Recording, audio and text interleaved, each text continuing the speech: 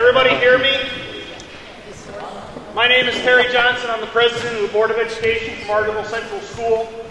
Our board has invited you all here this evening for an informational session on shared services and collaboration between school districts. As many of you know, or as all of you probably know, our superintendent has retired.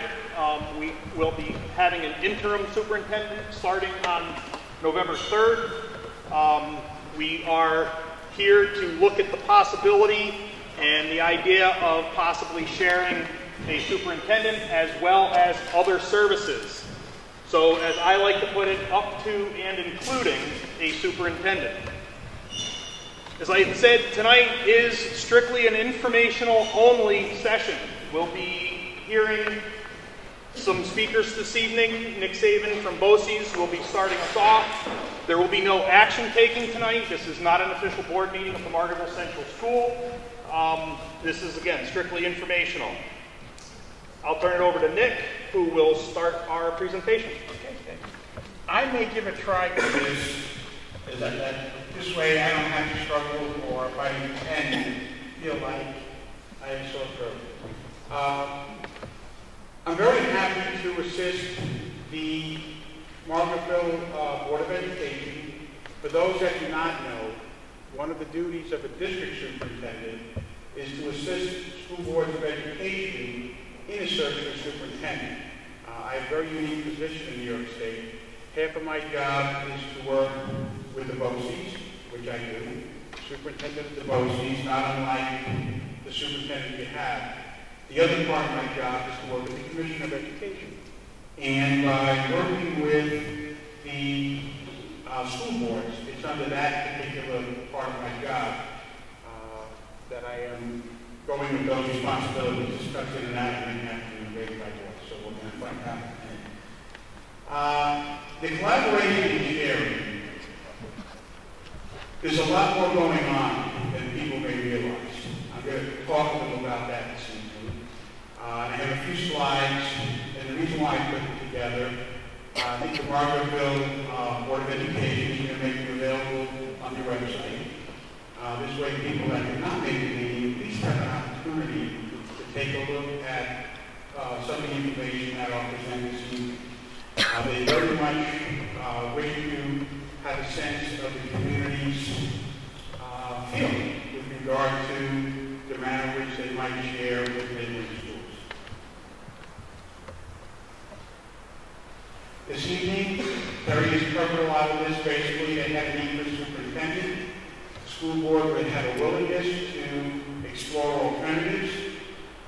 In this evening's presentation, I'm going to cover some sharing that is currently going on. And by no means is it a complete list. I had taken, I asked the superintendent to share with me some of the sharing things that are happening, and I can only fit a number of things in each category. There's a lot of sharing going on. Then what happened is 3 neighboring schools, Andes, Hunter Candlesville, and Roxbury, had an interest in at least having conversations and learning a little bit about sharing. So we do have representatives from each of those schools here this evening with the thought that, should there be sharing, do those possibilities work within those 2 schools? And really, basically, you have to take a look at needs that the schools may have, and if you go down that path, what makes sense, and over what period of time. There are a few variables here that would have to be discussed.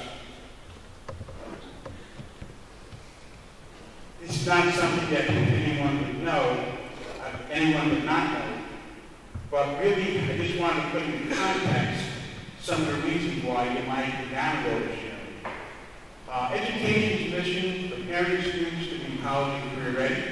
That is very public when you hear about education. You want to have effective and participating citizens in a democratic republic, as well as productive members of society. Schools, have curriculums and programs, and they have a financial plan to support these missions. And there's other things that are done, but this is the gist of what the school needs to do. The governance teams have an obligation to develop and implement what they believe is an appropriate to exceptional education program for the students to fulfill this mission. And why collaborate? This really is the crux of what boards have to be faced with in terms of some of the challenges they would have. When a governance team recognizes that they will struggle to achieve their mission independently, they have an obligation to find a means to accomplish the mission collectively to maintain and increase student opportunities as well as secure fiscal efficiencies. We have had a lot of external forces right now acting upon schools. You've had GPA, we've had the New York State government had taken monies away from schools in order to balance their own budget. And this is something that has been a struggle for schools, and this has happened for quite a number of years. Schools are still operating with less money than they had in 08-09, most schools. And that's been a struggle for schools, so you wind up having that as a challenge. Declining enrollment, property tax levy caps. There's a number of external forces that cause school boards to have to think a little bit differently. Collaboration is not new. It's been happening all along. I'm going to talk a little about that.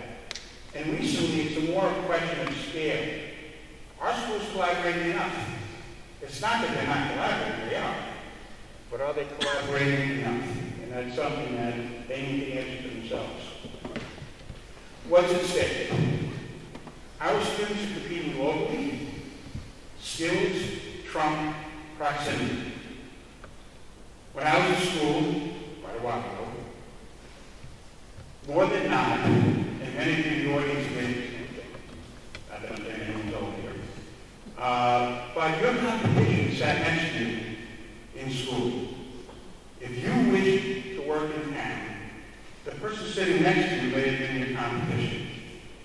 Today, our students are competing globally. If an employer has a difficult time, I may strap this in. If an employer has a difficult time finding the right employee with the right skill sets, there are times when they say to themselves, we'll just go to the global market. I have two daughters that work in companies that routinely work with employees of their own company that live in India, Africa, France, Vancouver, up in Canada. They're all part of the same company, and on a weekly basis, their meeting and their work is conducted via the internet. And these are employees that are assisting each other. No longer do we have to hire somebody that has that proximity. So we're preparing our students for the world in which they're going to work. We're getting them ready for a global environment. The importance of that is, if a school is struggling, this is going to be a problem. I'm going to have to speak up. If the school is struggling to assist their students, they have to make the calculation. I was trying that. It wasn't working. They're going to have to make the calculation. If they're going to struggle to assist their students independently, they still should assist their students. They may need to do that collectively. So that's the calculation that school boards are going to have to make, and communities, in terms of how they assist their students. The ever-changing business climate has different expectations. It is global. There is more of an emphasis in technology and STEM. Schools are having to make different types of investments. These are all the challenges that schools are facing. There is an increase in education providers. There are people wishing to educate students, whether it's private business, charter schools. There is a movement afoot for people to say, we think we can do it better than public schools. It's the focus that we now have on what is being asked of our students as they enter the job market. So there's a lot of competition, there's a lot of stressors. Homeschooling with online access, it's been reported, and I do not know specifically if this is true, but it has been reported the fastest growing school in the United States is homeschools. That there are more and more homeschoolers because people have access to coursework via online. So there's a lot of different things that school boards are contending with. The collaborative challenges that school boards have, contractual obligations, impediments, or restrictions, is the negotiation process being used to remove barriers? So I think there's going to have to be a lot of conversation. Loyalty to longtime employees. Is it possible to protect employees and still find a way to have collaboration? I am not looking to try to have us add to the economic problems in the region. I don't think any of the school board members are. But we're going to have these conversations if we need to do some collaboration so that we can do both. Try to find a way to be able to enhance what we do and try to utilize the resource that we have. You wait for natural breaks in service, what we have right now, it's a thing that people are trying to take advantage of. Community expectations of independence. These are things that people have an interest. They have had a feeling about their school, and it is a community center. All the board members get that. And it's just, these are things that people have to talk about in terms of still preparing students for the world in which they're going to live and work. And if the resources are getting very difficult for them to do independently, they have an obligation to try to find some collective means, some collaborative means of making this work. There are political considerations. It does affect morale. Very important to have these conversations, have everyone informed, and try to find a very collective and collaborative way to be able to assist students as we go forward. These are all the things that schools are wrestling with. Taking a look at shared examples, what I had done is that I had asked the superintendents to send me, this was in the summer, because I had a presentation that I had made in August, similar to what I'm doing now. And what I did is I pulled a few off on each slide, just to give you an example of things that have just happened fairly recently. Stanford and Jefferson share a music teacher. Roxbury, Stanford had shared home and careers. Evanston and Mount Markham. And take a look, Evanston is on here a number of times, and I did that purposely. As they were losing students and had teachers who were leaving through retirements, they're very loyal to their staff, like most of our schools are. They started taking advantage of trying to have different ways of collaborating, and they actually are collaborating through a number of different BOCES. Evanston with Mount Markham for a librarian, Perkins with BOCES. With GMU for business, ONC BOCES. With GMU for technology, DCMO BOCES. With Brookfield for math, OHM BOCES. And then you had Worcester and Evanston, Spanish through online. So that's one school to give you a sense. They were running into some financial difficulties through their natural breaks. They found ways to be able to have a lot of ways to keep programming for students and just utilize a host of different partners with a host of different BOCES to be able to make that happen. And I supported that effort when I spoke to their superintendent, because our goal is to help the students. And if we need to find different ways to do that, oh well, let's see if we can't do that. In terms of shared staff, this year, for the first time, the Director of Facilities, Stanford and Jefferson, have a Director of Facilities that they're sharing half and half between Stanford and Jefferson. That came on this year. Cooperstown and Milford, a cafeteria manager. Geneva, Charlotte Valley, and Andes have done a cafeteria manager. Theirs is through BOCES. The other one they just did on their own. Both perfectly fine. They had natural breaks. People had retired, not unlike what you have here. And someone said, my goodness, before we go down this road and have loyalty to another employee, is there another way for us to meet this need? And let's try to find something collaborative.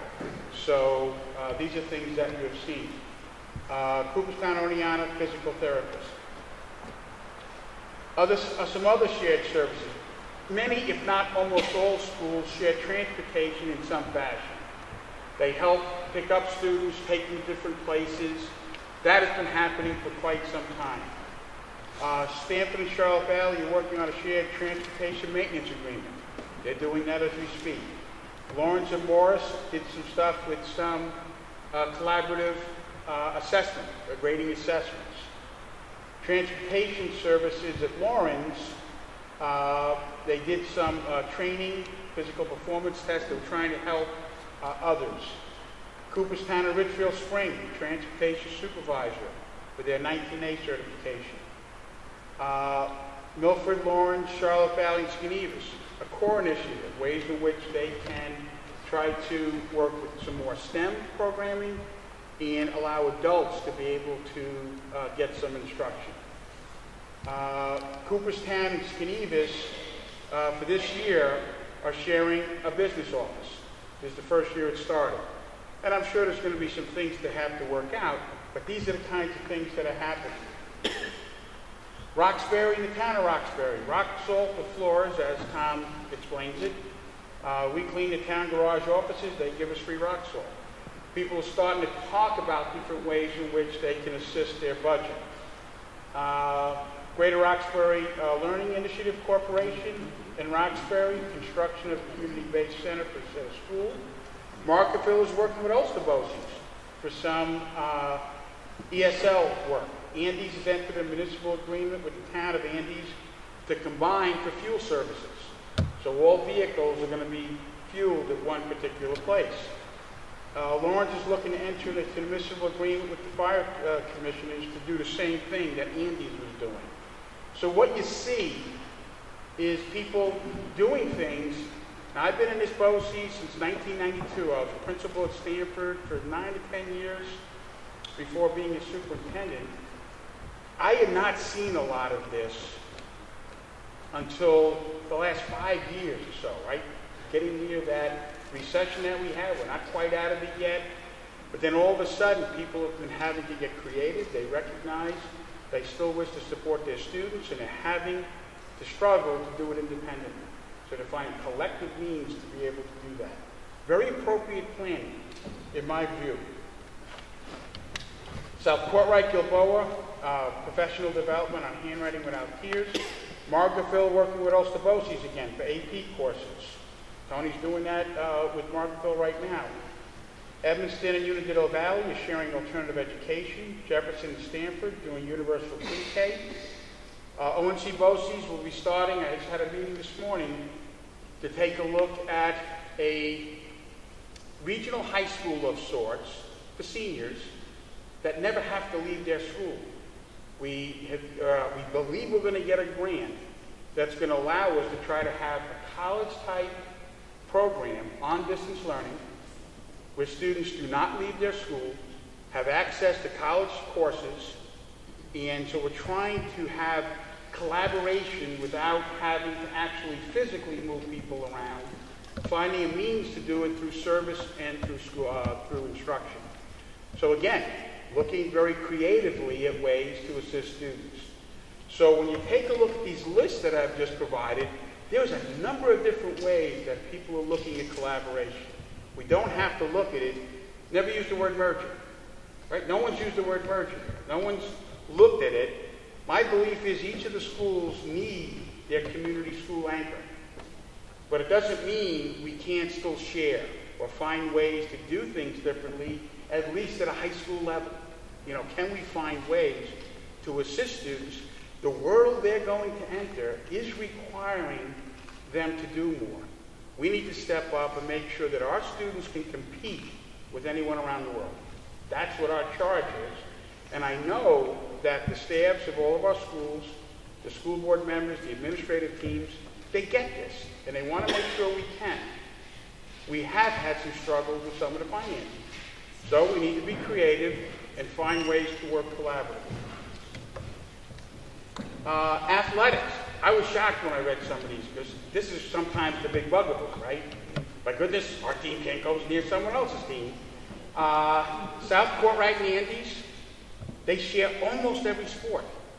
Morris and GMU do track. Lauren has a color guard. They've had different schools participating. Right now it's Unitigo. Skenevis and Worcester do track. Charlotte Valley and South Courtright do track. Get this one. Cherry Valley Springfield, where I was superintendent, and Sharon Springs share all modified sports. Sharon Springs goes to Cherry Valley Springfield for every modified sport. So what you have are people recognizing that if we are going to struggle to field a team, we still want our students to have that experience. What is it that we're willing to do to make that happen? And some of these things, 5, 6, 7, 8 years ago, these were bugaboos. These were things that were unlikely to happen. People just willing to look at things differently, to make sure the students have the experiences they believe they should have. Stanford and Gilboa, track and field. So I wanted to end just a little bit with some of the shared services that are happening right now. I'm going to see if there are any questions that I can answer, and then I want to introduce John Evans. I told him before, he's the rock star of the evening. He is a shared superintendent. You may have more interest in some of the things that he's doing, but I did want to give you an opportunity to have a sense a lot's going on in terms of people sharing. Is there any questions that I could answer now? And if not, you can let me escape here. That's great. And then I'm going to turn it over to John. Is there a question? Yeah, if you went back a few slides when you talked about some shared academic services, I understand there are some teachers that are shared by districts, but when you had the bottom part of the slide and it said like business through ONC BOCES, can you explain to me how that's happening through BOCES, those things on the bottom? I think it's like the third slide. No, it's not. What they had done, Skinny-Vis, now, take this with a grain of salt because I do not know the specifics. So I want to make sure that what I tell you, conceptually, Skinny-Vis had people that are retiring, leaving, and what they would say, and they also did some work with BOCES in terms of their business operations, and what they had done was to work with Cooperstown to where Cooperstown now is doing their payroll. No, this was Go back one like, more. Oh, one back, oh, I'm sorry.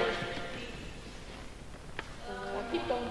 Okay, That there you go. okay. So, One more? I guess the ones No. that are through ONC BOCES or DCM BOCES, technology, for example, or business or math or Yes, those are teachers. So how is that through DL or what? No, what these are, with Evanston, they have a business teacher that might be AM for them, and then they go to GMU and PM. Oh, so the teacher shared both. It's a shared teacher, Okay. right? These are, if you look at the top, that's So shared it's teacher. just like this. Okay. So they have, and it's almost always an AM, PM. The difficulty with sharing a teacher, Roxbury has done this a little bit with Stanford, is that you have to make sure that that's, the travel works, right? That someone can teach some classes at one facility, one school, and then be able to get to another school and make it work within a day. When it says through ONC BOCES, They're always the BOCES employees. That's it, that's what I was saying. That's usually, that's, They are BOCES employees. Yeah, I somehow thought that the kids were going to BOCES. No, when the business teacher retired at Evanston, and they are faced with the same decision that Margaretville's, we have retirement, a natural break. What should we do in terms of moving forward? So what had happened was they had explored, can we do a share? And I believe Mount Markham, I'm sorry, did I get the right one? No, business, GMU, would have said, I have a business teacher. We've also lost some students. I don't need them full time, let's do a share. Most of the shares, one of the schools may have the teacher. I can speak and give you a great example. When I was at Cherry Valley Springfield, I had a home and careers teacher, and our school was losing a lot of students. I did not need them full time. And Richfield Springs had a break in service. They did not need it full time. I asked then Marie Wiles, who was the DS of ONC, is it possible to share this position through BOCES? The answer was yes. My teacher became a BOCES teacher and then provided service for my school and for Richfield Springs. And that's basically how that happens. One of the schools likely has the teacher and is willing to share. Any other questions? Yep. So when a teacher is a BOCES employee now, do they lose things like their years of service and things like that? The law is very specific about that, so that they don't lose any of their years of service. Everything would to come over for them. So when the salary is figured, all of that stuff comes with them. Now the salary could be a little higher, could be a little lower, because it's actually based on the contract of the new place. So if the contract for BOCES would be higher, the person actually get a raise. If the contract's a little lower, it's going to be a little lower. But I think what's happened is all the people that I know that are doing this, their goal is to assist students, protect the teacher, and still keep the classes going. So the law is very specific about how that happens. It's called a takeover. So, and there's very specific things that have to be followed.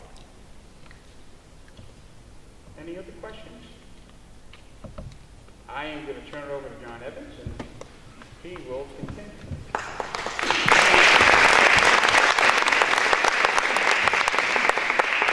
In case they forget who you are. As Nick said, my name is John Evans, and I'm currently the superintendent at both Roscoe and Downsville.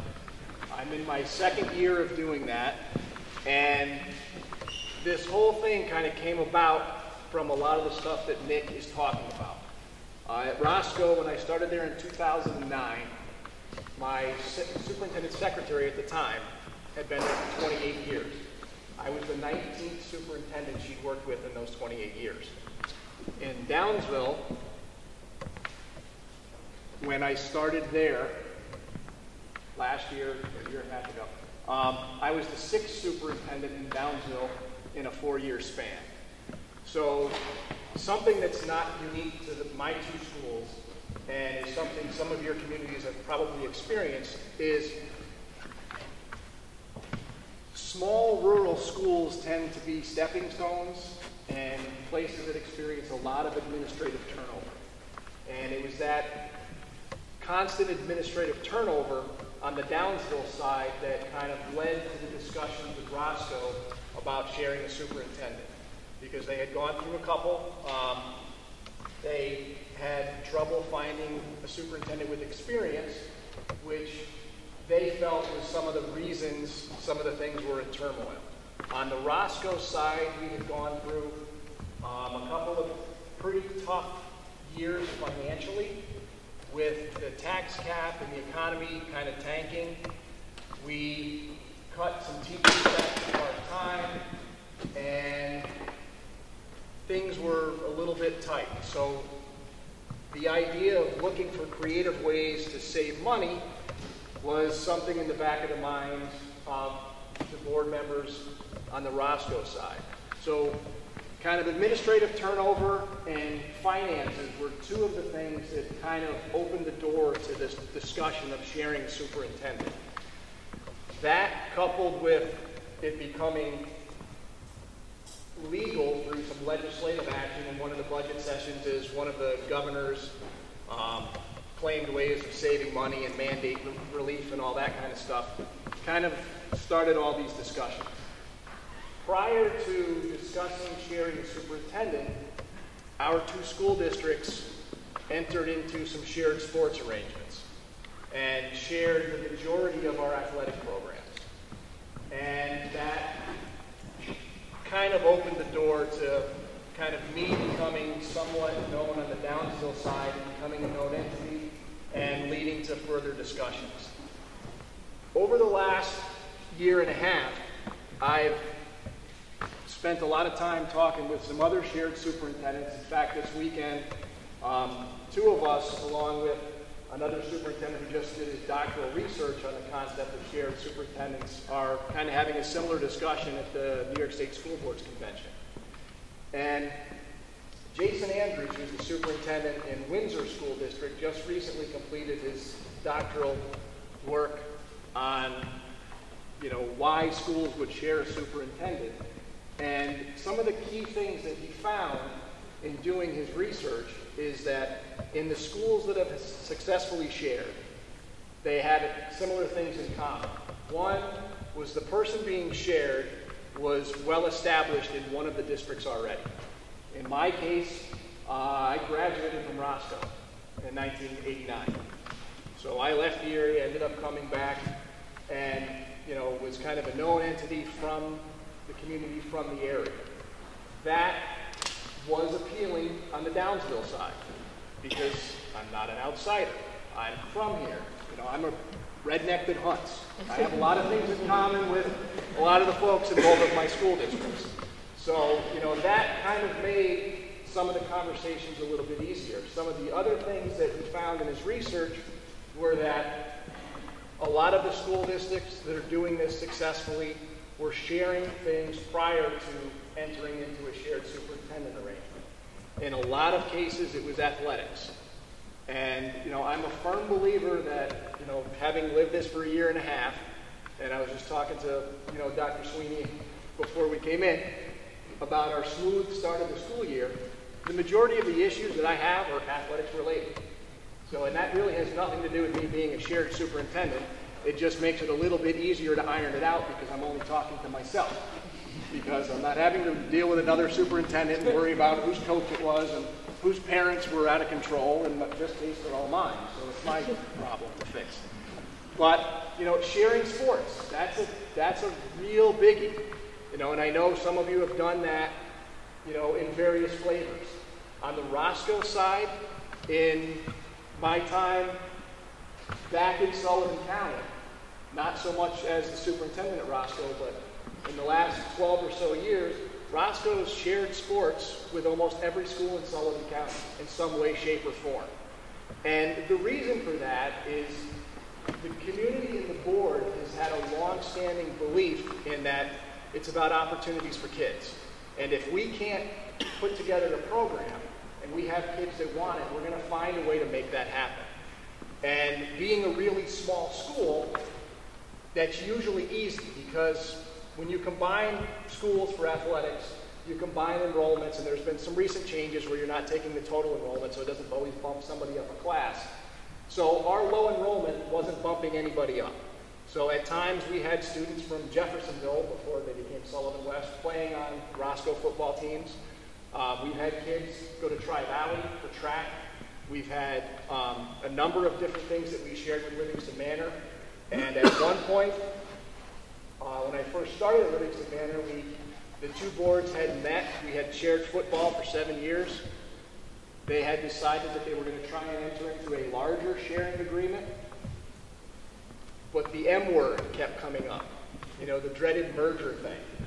And that kind of is what put the whole kibosh on the larger sports sharing thing. Roscoe went into it. We had a bunch of public meetings just like this in both Roscoe and Livingston Manor, and talked about combining all of our sports teams, and that we're not talking about merging schools, we're talking about combining sports. That kind of somewhere twisted around and turned into more of a let's look at the schools thing, which Roscoe wasn't really interested in doing, and then the whole thing kind of fell apart. But that prior sharing and a strong connection to one of the two communities were the two biggest ones, and the third one was perceived cost savings. And the key word is perceived. Because like I mentioned earlier, one of the reasons Roscoe looked at this was, to save money. We had gone through some pretty tough budget seasons. I had cut back some teachers to part-time, which, as a new superintendent was real fun.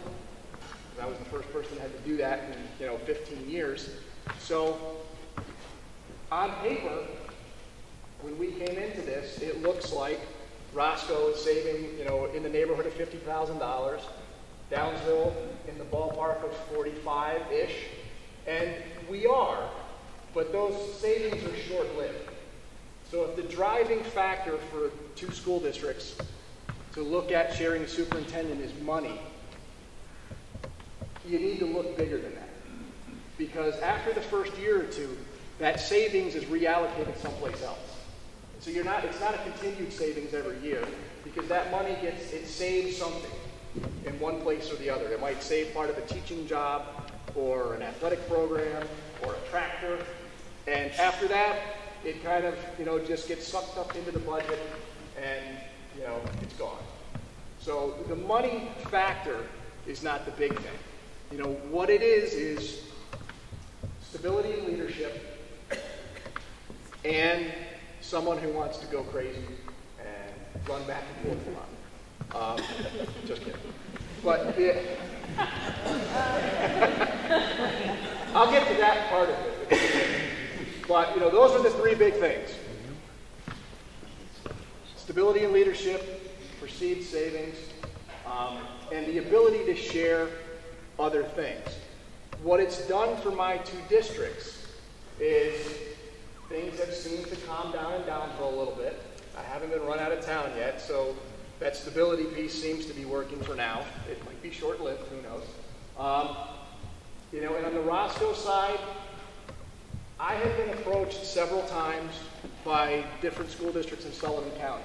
Roscoe is the smallest school in Sullivan County. And as different superintendent positions opened up, I was approached by board members to apply for those jobs. I didn't apply for any of them, but those conversations got back to my Board of Education on the Roscoe side, and all of them were in a panic that, you know, I'm going to leave. I had no intentions to, but that opened the door to, well, you know, if we share, we'll make a little bit more money, we'll stay longer. So, you know, there was that kind of piece of it. So for me, I looked at it as, you know, an opportunity for, you know, professional growth and something that would, on my resume, make me a little more employable other than just being the superintendent of the smallest school in Sullivan County. With the conversations that have been taking place in Albany the last couple of years about forced consolidation and regional high schools and all of these other things that, you know, as small rural schools sometimes make us a little bit concerned because it's somebody other than us making those decisions and we're just stuck to live with them. So that being in the back of my mind, coupled with I was going to make a few more bucks, is one of the reasons that I agreed to try this. And we entered into it as a trial on a one-year basis, and we renewed it last July as another one-year renewal, and it's kind of right now a one-year at a time kind of thing, because we don't know what's going to happen. We don't know what the folks in Albany are going to do and how crazy things are going to get. And from my side of the fence, you know, I go back and forth almost daily on whether I like being shared superintendent or not. Usually when it's, you know, one of those days where your phone's ringing off the hook and it's never because someone wants to tell you what a great job you're doing. You know, those days I think to myself, well, I was just in one district. I would have only had 2 pissed off people call me today instead of 4. So is it really worth the extra aggravation? So that part of it, you know, I kind of wrestle with back and forth. But I came into this already having a job and being in a position where I could have conversations with both boards that were pretty open and honest about, you know, what I thought this might look like and what I thought it might mean. And the first conversation that I had on the Downsville side is, why the hell won't anybody stay here? You know, I would be, if I do this, the 6th superintendent in, you know, 5 years. What's going on that's making, you know, things not last here? And the board was very honest and said we've had some issues as a board, and we've made it, you know, kind of challenging. But the interim superintendent at the time, Charlotte Gregory, and if any of you know Mrs. Gregory, she's been the superintendent for 30 years, I think. Almost longer than I've been alive. So, you know, Charlotte has this kind of grandmotherly mother air about her and did a really good job of kind of working with the Downsville Board of Education to make them a really great group of folks to work with for me. So, and I appreciate that, and I tell Charlotte that all the time. But, you know, so I was able to say to the Downsville Board, why would I want to come here? You know, why won't anybody stay? And, you know, that opened the door for some pretty open and honest conversations about what my expectations were and about what their expectations were.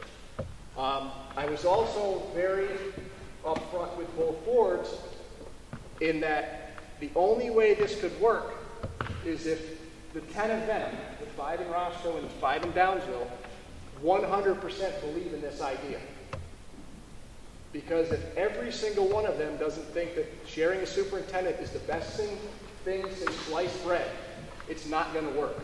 Because if one person doesn't think it's the right thing, and they're not going to support it in their community and at meetings, it's going to be a nightmare for the person doing it. And it's not going to last. So, you know, I explained to them that if you guys aren't 100% behind this, don't do it. And the other part of it was, I'm a father and I have 4 kids.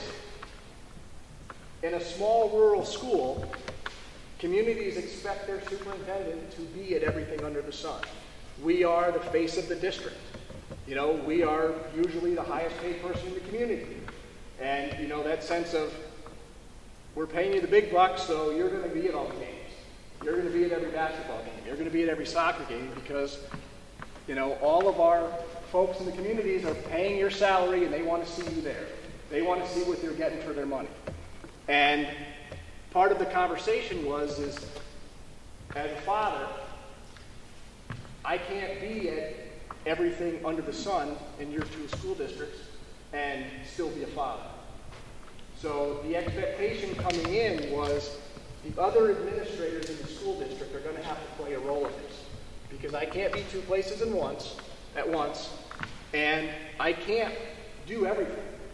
You know, even though conceptually I'm part-time in both districts, it's 2 100% full-time jobs. Because the superintendent is the person that's ultimately responsible for everything that happens in the school district. Even if parts of it are delegated, the bottom line is when, you know, it hits the fan, it's the superintendent that's responsible to fix it, and the one who's going to be blamed for whatever went wrong.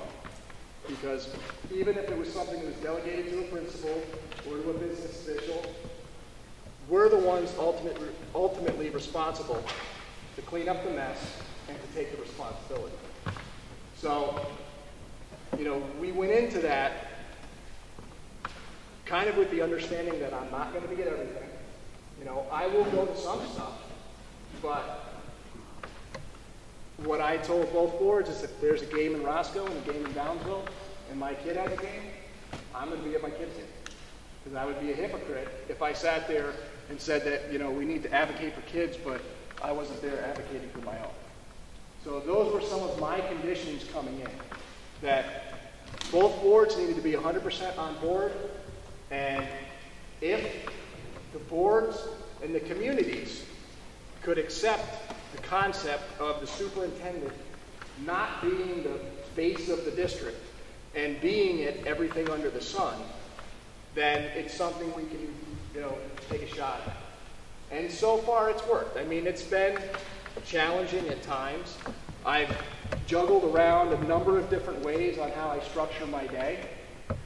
And most recently, and kind of for the majority of the time we've been doing it, I spend a portion of each day in both districts.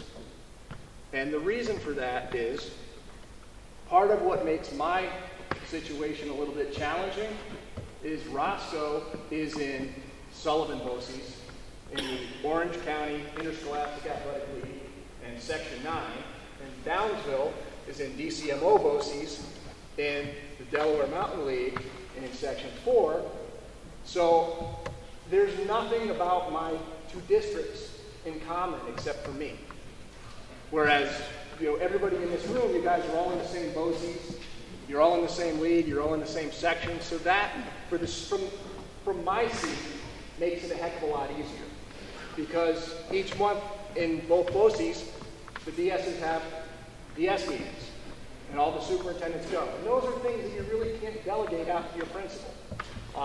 Because a lot of times the things that are discussed there, there's superintendent decisions that have to be made, or there's issues that are happening in school districts with principals or other district officials or teachers or whatever, that principals want to, or superintendents want to bounce ideas off each other, and it doesn't really go so well if, you know, I send my principal and, you know, another district is having principal issues and wants to talk about those things.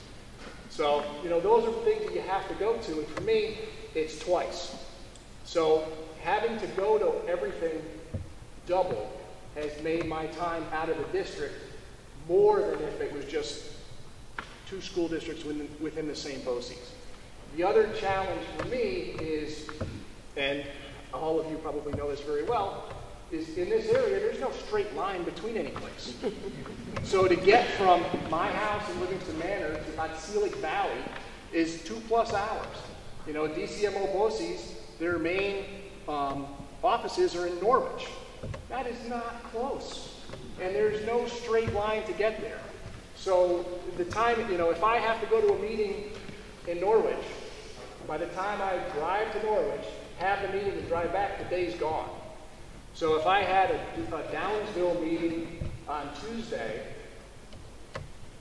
I'm not in either building on Tuesday. And if something happens for Roscoe on Wednesday, and I'm not in either building for Roscoe on Wednesday, then that's 2 days